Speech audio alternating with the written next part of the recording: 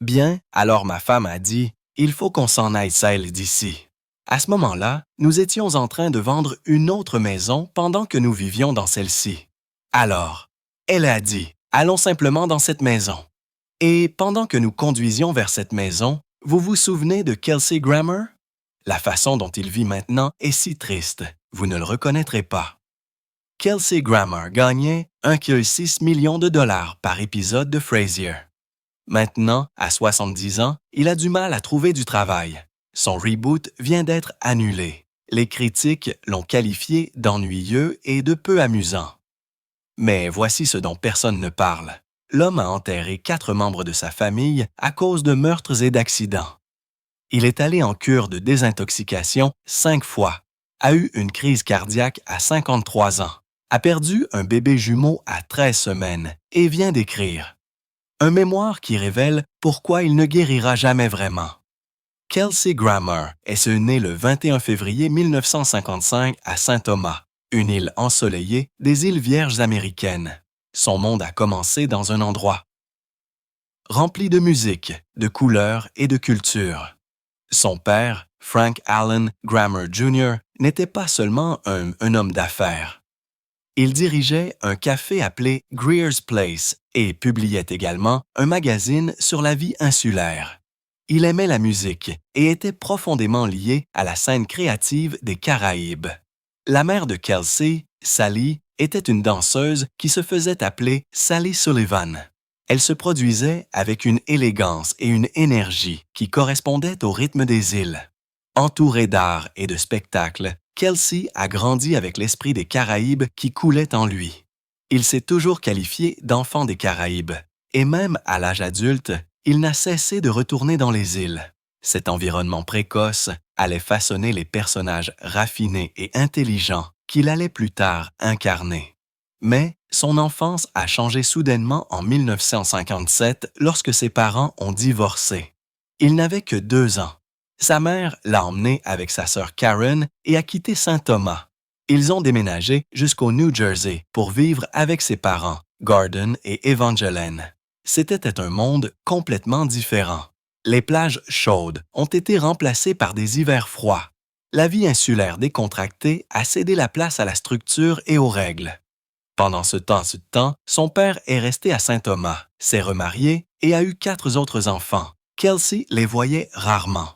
Cette rupture précoce a laissé un profond vide dans sa vie, une connexion manquante avec son père qui le suivrait pendant des années. En 1967, alors qu'il avait 12 ans, la famille de Kelsey a déménagé à nouveau, cette fois à Pompano Beach, en Floride. Ce déménagement s'est avéré important. Il s'est inscrit à la Pine Rest School de Fort Lauderdale, une école privée de premier plan qui encourageait la créativité. Là, il a découvert quelque chose qui allait changer sa vie, le théâtre. Il a commencé à jouer dans des pièces de théâtre et des comédies musicales scolaires. Il a trouvé de la joie à devenir différentes personnes sur scène, et cela l'a aidé à faire face à la douleur qui s'accumulait tranquillement dans sa vie. Ses professeurs ont vu son talent naturel et l'ont encouragé à le prendre au sérieux. Pour la première fois, il avait une direction claire. Mais au moment où les choses commençaient à se stabiliser, la tragédie a frappé à nouveau. La même année, le grand-père de Kelsey, Gordon, est mort d'un cancer. Gordon avait remplacé la figure paternelle lorsque le propre père de Kelsey avait disparu de sa vie. Sa mort a durement frappé Kelsey. Voir quelqu'un qu'il aimait s'éteindre lentement lui a fait connaître une douleur que la plupart des enfants ne connaissent jamais. Cela a façonné sa façon de voir le monde.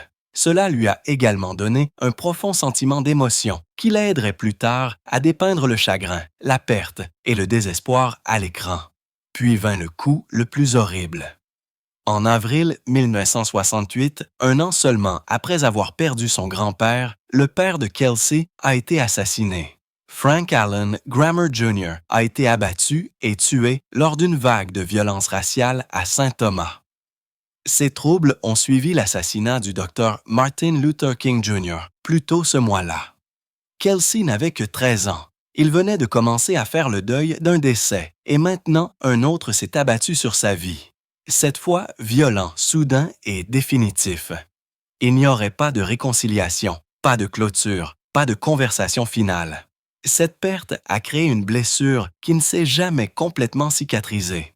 Elle a approfondi sa compréhension du traumatisme et allait plus tard résonner à travers ses luttes personnelles les plus sombres, la dépendance, la dépression et une recherche constante de paix.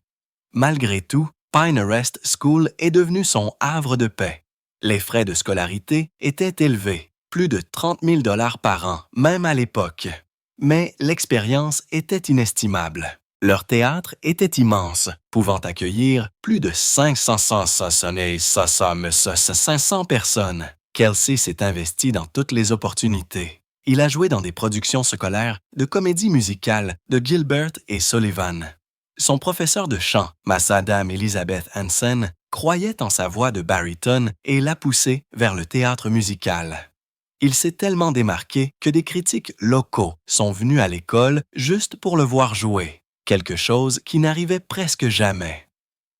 En 1973, à l'âge de 18 ans, quelque chose d'incroyable s'est produit.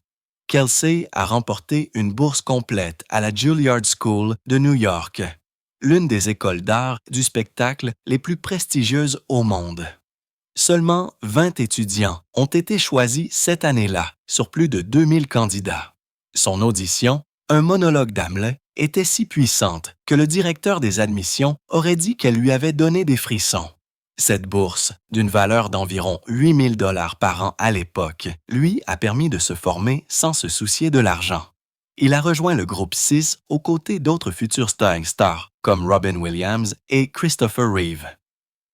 Juilliard était intense. De 6h à 22h, sa vie tournait autour de Shakespeare.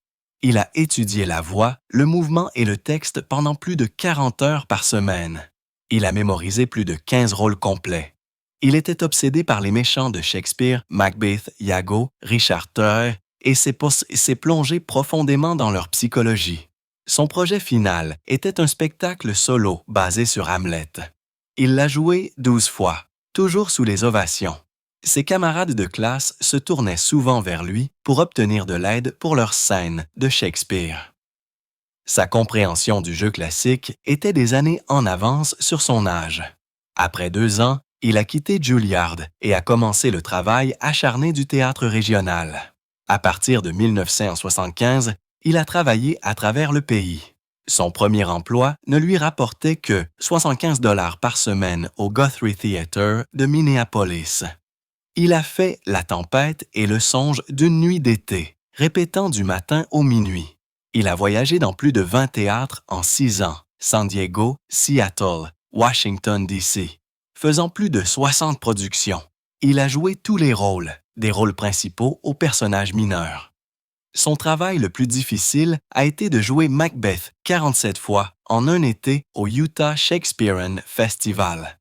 La scène était à l'extérieur. Les températures ont parfois dépassé les 38 degrés. Pourtant, il s'est présenté tous les jours, déterminé à maîtriser son art. Dans la nuit du 1er juillet 1975, tout a changé pour Kelsey Grammer. Sa sœur Karen, âgée de 18 ans, attendait devant le Red Lobster à Colorado Springs, où travaillait son petit ami. Quelques heures auparavant, elle avait parlé à Kelsey au téléphone. Il faisait des plans pour son voyage en Floride afin de célébrer son 19e anniversaire le 15 juillet. Kelsey a terminé l'appel en disant « J'ai hâte de te voir, je t'aime et à bientôt ».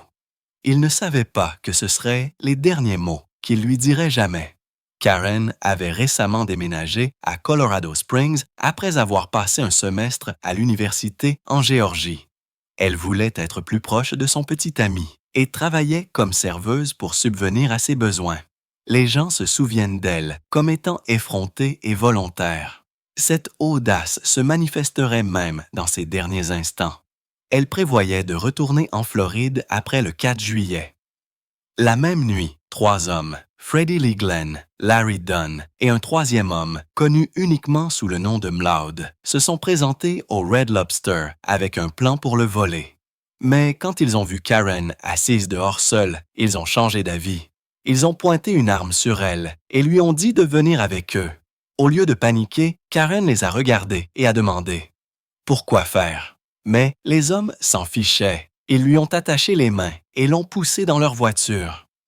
Le vol saucer a été oublié. L'enlèvement avait commencé. Comme si l'enlever ne suffisait pas, ils l'ont gardé attaché dans la voiture pendant qu'ils allaient voler un 7-Eleven et un autre dépanneur. Karen était traitée comme un simple bagage sur la banquette arrière. Mais ce qui a suivi était pire que tout ce que l'on pouvait imaginer. Après leur série de vols, ils l'ont conduite à l'appartement de Mlode. Là, Karen a été agressée sexuellement par les 3 hommes, l'un après l'autre. Elle était ligotée et impuissante. Les documents judiciaires allaient passer un plus ça et plus tarder à montrer à quel point les attaques étaient systématiques et cruelles. Karen était terrifiée, mais les hommes lui ont donné un faux espoir. Ils lui ont dit qu'ils la ramèneraient à la maison après, mais ils n'avaient aucune intention de la laisser vivre. Plus tard dans la nuit, ils l'ont conduite dans un parc de caravanes au bout d'une ruelle sombre et boueuse. Glenn a mis un sac en tissu noir sur sa tête et l'a traînée hors de la voiture. Il l'a forcée à s'agenouiller, puis, sans hésitation, il lui a dit de lever la tête et l'a attaquée avec un couteau de cuisine. Ce qui a suivi était une frénésie de violence. Il l'a poignardée 42 fois. Les blessures étaient si profondes qu'un coroner a dit plus tard « On pouvait voir dans son poumon ». Elle a été presque décapitée. Après le meurtre, Glenn est retourné à l'appartement et a dit avec désinvolture « Je viens de tuer une fille », tout en essuyant le sang de son couteau. Les 3 hommes se sont ensuite partagé l'argent qu'ils avaient volé plus tôt comme si de rien n'était. Mais Karen n'était pas morte. Pas encore. Bien qu'elle ait été poignardée des dizaines de fois, bien que son cou ait été presque sectionné, elle a trouvé la force de ramper. Saignant abondamment et souffrant d'une douleur inimaginable, elle s'est traînée sur près de 120 mètres à travers le sol jusqu'à une caravane voisine. Ses empreintes de mains ensanglantées ont été retrouvées, maculées sur les murs le long du chemin. Elle a essayé d'atteindre la sonnette, mais s'est effondrée juste en dessous. Elle est morte là, sur le pas de la porte, seule. Un homme à l'intérieur de la caravane a finalement appelé le 911, mais il était trop tard. Un couple vivant à proximité a admis plus tard avoir entendu une jeune femme crier, mais a choisi de ne rien faire. Ils sont allés se coucher. Il a fallu une semaine pour identifier le corps de Karen. Kelsey Grammer s'est envolé pour le Colorado le 9 juillet pour confirmer qu'il s'agissait bien d'elle. Quand il a vu son corps à la morgue, il a dit qu'elle avait l'air vraiment altérée. Elle ne ressemblait pas à sa sœur. Elle ressemblait à un cadavre. Ce souvenir ne l'a jamais quitté. Karen Grammer est décédée 2 semaines avant son 19e anniversaire. Elle a passé ses derniers instants à essayer de se sauver. Kelsey n'a jamais pu lui dire au revoir. Les mots de leur dernier appel téléphonique résonneraient dans son esprit pour le reste de sa vie. Après cela, Kelsey a cessé d'aller en cours.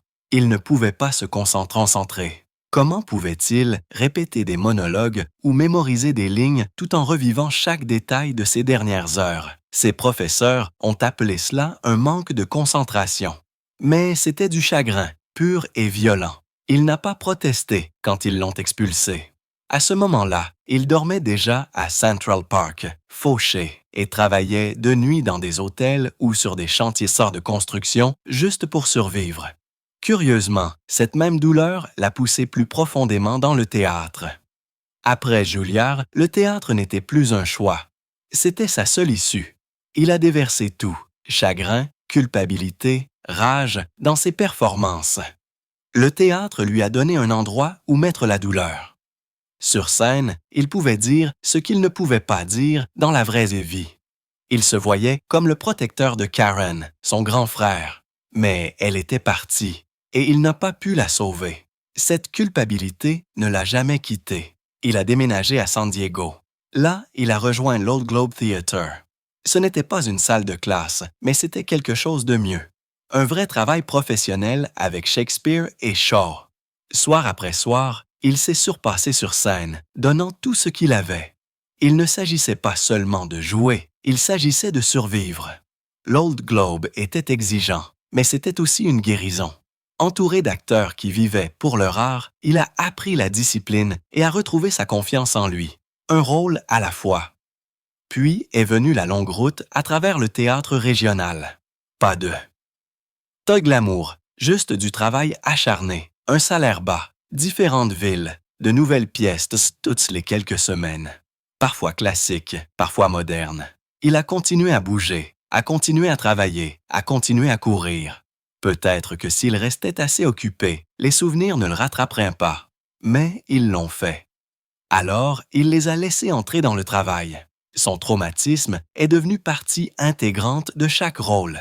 Lentement, il est devenu connu pour son intensité, son honnêteté, pour quelque chose de plus profond que la technique. Off-Broadway était la prochaine étape, des rôles plus importants, des scènes plus grandes. Il a joué dans Plenty, A Month in the Country et même Sunday in the Park with George de Stephen Sondheim. Ce n'étaient pas que des pièces de théâtre, c'étaient des tournants. Les critiques ont remarqué. Les initiés de l'industrie ont commencé à chuchoter son nom. Mandy Paddington a partagé la scène avec lui. Chaque spectacle exigeait une nouvelle version de Kelsey, et il l'a fournie. Subtil, précis, émotionnellement brut. Sa formation classique s'est maintenant fusionnée avec quelque chose de réel. Mais la télévision n'attendait pas poliment. C'était brutal. Il a commencé avec les soaps. Another World, Guiding Light et One Life to Live. Il payait 300 $ par épisode. Il s'en sortait à peine. Un rôle s'est terminé après 13 épisodes. Trop théâtral, a dit le producteur. Un autre emploi n'a duré que 2 semaines. On lui a dit « Tu joues Hamlet pour les femmes au foyer ». Une émission l'a viré. Une autre a tué son personnage. Il était de nouveau fauché, mangeant des restes de pizza au-dessus d'une pizzeria, dormant dans un studio infesté de souris. Puis est venue la mini-série Kennedy de NBC. Cela aurait pu être son grand moment. Il a été choisi pour un rôle plus important jusqu'à ce que les producteurs découvrent qu'il avait un problème d'alcool. Il s'est présenté ivre sur le plateau, a interrompu le tournage. Le réalisateur a failli porter plainte. NBC a même engagé un détective privé pour le surveiller. Martin Sheen, qui jouait JFK, l'a découvert. Au lieu de laisser le studio le virer, Sheen a payé sa cure de désintoxication de sa propre poche, 25 000 $. Cette décision a sauvé la vie de Grammer. En 1984, il a auditionné pour Cheers. Le rôle du Dr. Fraser Crane n'était pas censé durer, seulement 6 épisodes. Grammer n'en voulait même pas. Il avait une date d'audience au tribunal le même jour pour conduite en état d'ébriété et s'est présenté dans les vêtements dans lesquels il avait dormi. Il avait besoin d'argent pour payer ses frais juridiques qui avaient atteint 40 000 $. Le studio lui a offert un accord, 6 épisodes, mais si les fans l'aimaient, il prolongerait le contrat. Il a dit « oui ». Il a filmé sa première scène moins d'1 jour plus tard. Le public a adoré Frassier, un psychiatre intellectuel pompeux qui, d'une manière ou d'une autre, se sentait humain. C'était peut-être parce que Kelsey puisait dans une douleur réelle. Son père avait été assassiné quand il avait 13 ans. Sa sœur était partie. Ses demi-frères sont morts dans un accident de plongée sous-marine inhabituel. Il ne jouait pas Frassière. Il était Frasier avec de l'esprit, de la tragédie et des défenses construites sur de grands mots. Les Emmy ont remarqué qu'il a été nominé en 1988 et à nouveau en 1990. En coulisses, cependant, les choses s'effondraient. Il s'est présenté ivre à la cérémonie de 1988. Angela Lansbury a dû l'aider à se tenir debout. La voix de Frazier provenait de son beau-père violent. Il a transformé le traumatisme en performance et gagnait bientôt 45 000 $ par épisode. Mais la dépendance a continué de croître. Il dépensait plus de 2 000 $ par semaine en cocaïne. De 1944 à 1993, il a manqué 47 jours de tournage à cause de la drogue. Cela a coûté à NBC plus de 3 millions de $. Une fois, Pendant la semaine des balayages en 1990, il a disparu pendant 6 jours. Les scénaristes se sont démenés, disant que Frazier était allé à une conférence psychiatrique en Europe. En réalité, il était assis dans une cellule de prison à Los Angeles. Personne sur le plateau ne le savait. Pourtant, le personnage a continué de croître. Et lorsque Frazier a été lancé en 1993, cela semblait risqué. Ils ont déplacé le personnage à Seattle. Lui ont donné une nouvelle distribution.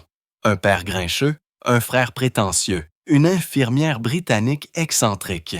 Il a coûté 4 millions de dollars rien que pour le lancement. Les groupes cerfs de discussion n'ont pas été impressionnés, mais le public l'a été. L'émission a explosé. Grammer a remporté des Emmy en 1995, 1995 et 1998 pour le meilleur acteur dans une comédie. En 1995, il a battu Seinfeld et Tim Allen. En 1998, il a surpassé Everybody Loves Raymond. Aux Golden Globes, il a gagné en 1995 et à nouveau en 2000, en plein milieu de l'ère Friends. Personne n'avait fait ce qu'il avait fait. 3 séries différentes, un personnage, des nominations aux Emmy pour Cheers, Wings et Frasier. 16 ans, des milliards en syndication. Les médecins disent encore que les patients mentionnent le Dr. Fraser Crane en thérapie. Kelsey Grammer n'a pas seulement joué, il a construit un deuxième empire en utilisant uniquement sa voix. Cela a commencé en 1990 lorsqu'il est devenu la voix de Sideshow Bob dans Les Simpsons. Ce personnage, un mélange de Shakespeare et de slapstick, est devenu l'un des plus emblématiques de la télévision. Grammer avait initialement auditionné pour jouer Bard, mais les créateurs ont instantanément su que sa voix grave et entraînée serait parfaite pour quelque chose de plus tordu et raffiné. Et ils avaient raison. Pendant plus de 30 ans, il a prêté sa voix à Sideshow Bob dans 22 épisodes, improvisant même le célèbre gémissement de piétinement du râteau dont les fans se souviennent encore. En 2006, ce rôle lui a valu son 5e Emmy, faisant de lui l'un des rares acteurs à remporter des Emmy pour le cinéma d'action et le doublage. Dans les années 2000, son chèque pour chaque apparition a atteint 300 000 $, ce qui prouve à quel point sa voix était devenue puissante. Mais Grammer ne s'est pas arrêté aux Simpsons. En 1999, il a prêté sa voix à Stinky Pete dans Toy Story 2, gagnant environ 1,2 million de dollars pour seulement 3 semaines de travail. Disney voulait quelqu'un qui puisse avoir l'air chaleureux et digne de confiance tout en étant sinistre. Grammer a livré les deux, tout comme il l'avait fait en tant que Frasier. 2 ans plus tôt, il avait prêté sa voix à Vladimir dans Anastasia, tenant tête à Meg Ryan et John Cusack. Ce film a rapporté 140 millions de dollars dans le monde et est devenu le film d'animation non Disney le plus rentable des années 90. Mais derrière tout ce succès animé se cachait quelque chose de plus sombre. Le doublage ne lui a pas seulement donné la liberté créative, il lui a donné du temps pour se cacher, du temps pour lutter contre la dépendance. Il pouvait enregistrer par courtes rafales tout en luttant en coulisses. Cette voix profonde et douce qui lui a valu des millions, il l'avait façonnée enfant, essayant de faire face à un traumatisme que personne ne devrait subir. En 1988, ce traumatisme a failli le consumer. Au sommet de sa gloire dans Cheers, la police l'a arrêté à Beverly Hills. Il avait 1,5 g de cocaïne sur lui et un taux d'alcoolémie de 0,12. Il gagnait 75 000 $ par épisode à l'époque, mais, hors caméra, il s'effondrait. Des rapports ont révélé qu'il luttait contre la dépendance depuis des années, se présentant même défoncé sur le plateau de Cheers. NBC a envisagé de le supprimer complètement de l'émission. L'histoire a fait les gros titres dans toute l'Amérique. Il a été condamné à 10 jours de prison et à 300 heures de travaux d'intérêt général. Mais cette arrestation n'était pas qu'un scandale de célébrité. C'était l'exposition publique d'années de douleur. Cette douleur avait des racines. En 1975, la sœur de Grammer, Karen, a été kidnappée devant un Red Lobster à Colorado Springs. Elle n'avait que 18 ans. Ses agresseurs l'ont agressée sexuellement, puis l'ont assassinée. laissant son corps dans un parc de maisons mobiles. Grammar, âgé de seulement 20 ans, a dû l'identifier et témoigner devant le tribunal. Ce traumatisme l'a détruit. En quelques semaines, il buvait. Dans les années 1980, il était profondément plongé dans la cocaïne, dépensant environ 3 000 $ par semaine, soit environ 7 500 $ en argent d'aujourd'hui. Il a admis plus tard avoir consommé de la cocaïne dans sa loge de Cheers entre les prises, cachant sa dépendance à la distribution pendant des années. Chaque fois que l'un des assassins de Karen était en liberté conditionnelle, Grammar revivait le cauchemar. Chaque audience le ramenait dans les ténèbres et maintenait son cycle de dépendance en vie. Cette même arrestation de 1988, qui a failli y mettre fin à sa carrière à la télévision, lui a également coûté quelque chose d'encore plus personnel, un rôle à Broadway. Il venait de signer un contrat de 15 000 $ par semaine pour jouer dans My One and Only, une comédie musicale primée aux Tony Awards. C'était la pause dont il rêvait depuis Juilliard. Mais seulement 3 semaines avant le début des répétitions, son arrestation a fait les gros titres. Les producteurs l'ont laissé tomber. Sa chance de revenir enfin sur scène a disparu. Cela l'a écrasé, mais cela l'a aussi réveillé. Il est entré en cure de désintoxication. Ironiquement, son personnage de Cheers, Frasier Crane, était écrit comme plus raffiné et cultivé, en partie pour refléter la formation classique de Grammar dans la vie réelle. Perdre ce rôle à Broadway a rendu le contraste encore plus douloureux. Mais la tragédie ne s'est pas arrêtée là. En 1980, Grammar a perdu 2 de ses demi-frères dans l'un des accidents les plus horribles imaginables. Il faisait de la plongée sous-marine au large de Saint-Thomas. Lorsque Billy n'est pas remonté à la surface, Steven a replongé pour le sauver. Steven est mort d'une embolie gazeuse après être remonté trop vite à la surface. Le corps de Billy n'a jamais été retrouvé. Les autorités ont admis plus tard que Billy avait probablement été attaqué par un requin.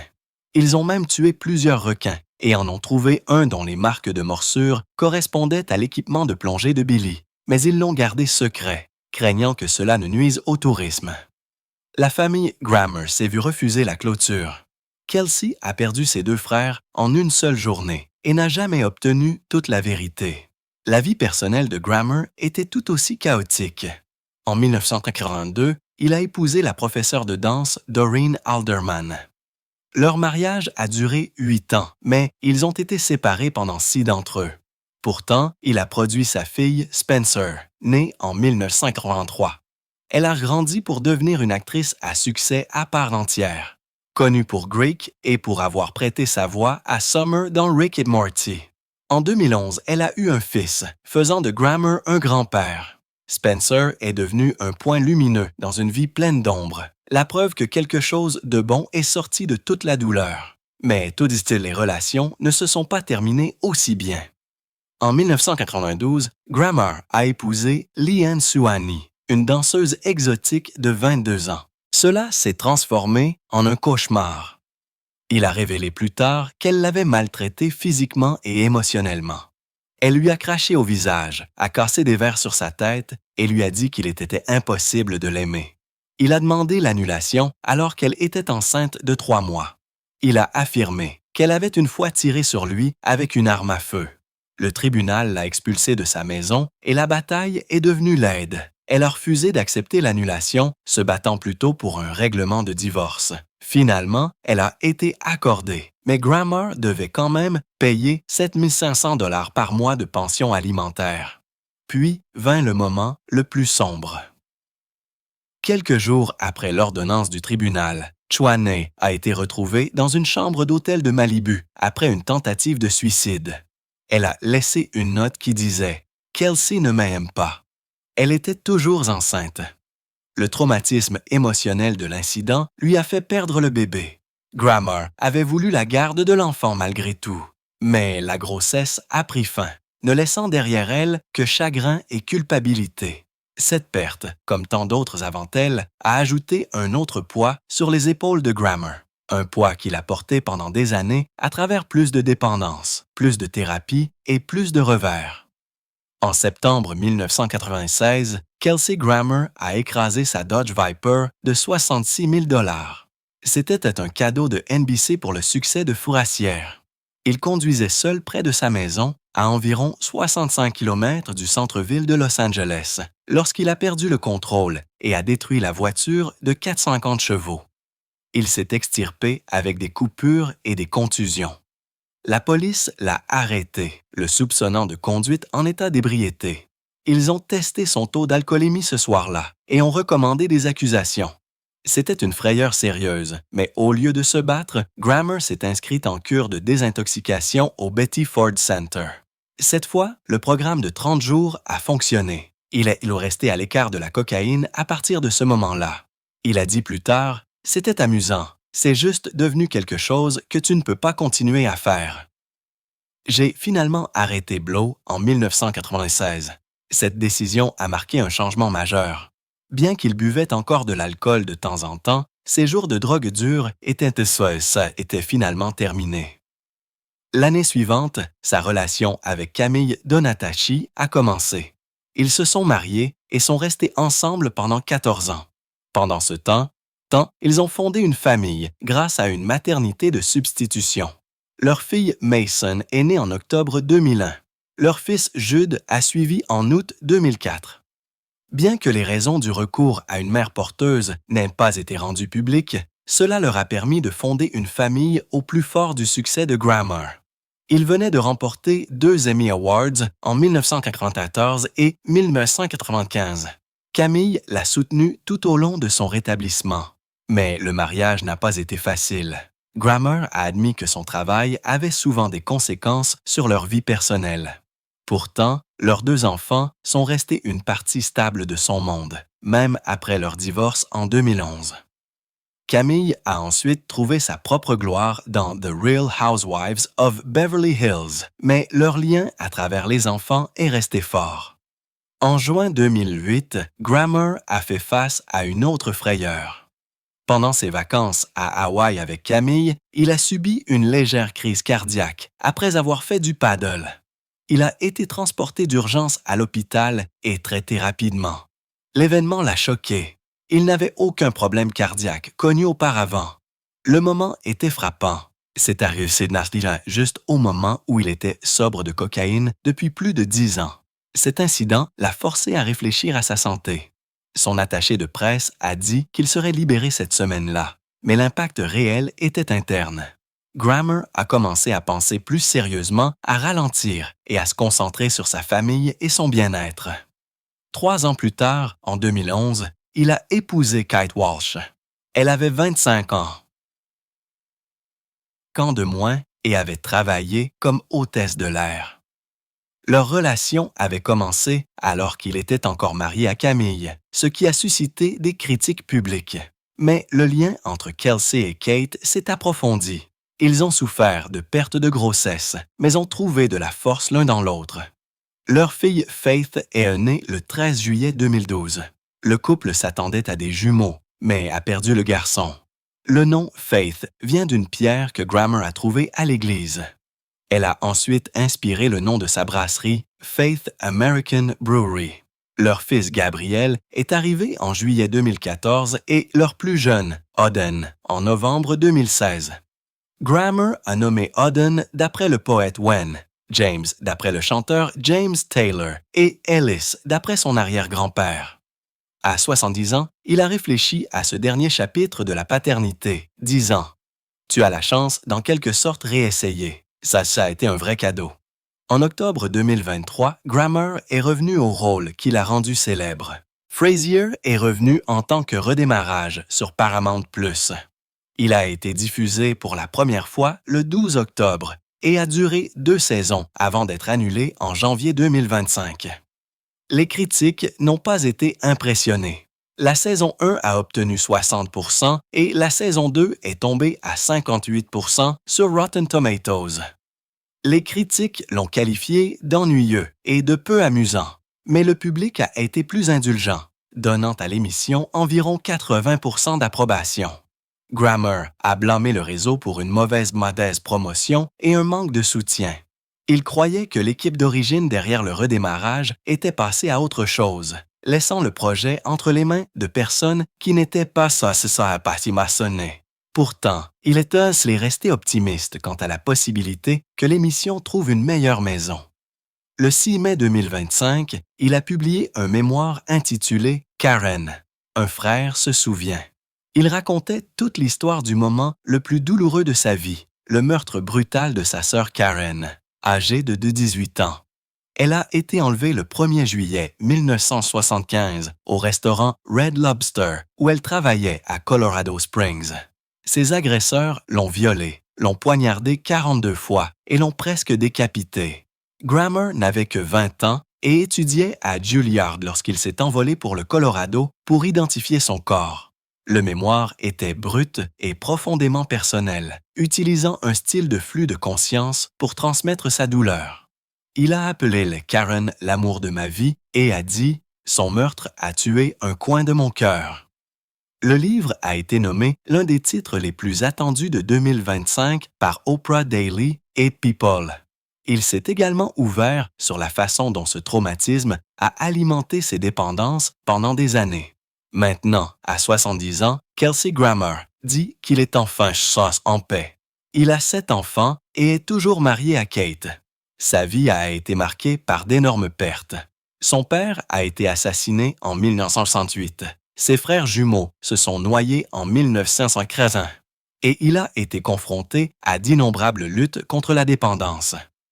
Dans le mémoire, il a également partagé la décision douloureuse que Kate et lui ont prise d'avorter l'un de leurs jumeaux à 13 semaines pour sauver l'autre, qui est maintenant leur fille, Faith. Il a écrit que le souvenir de cette décision pèse encore sur lui.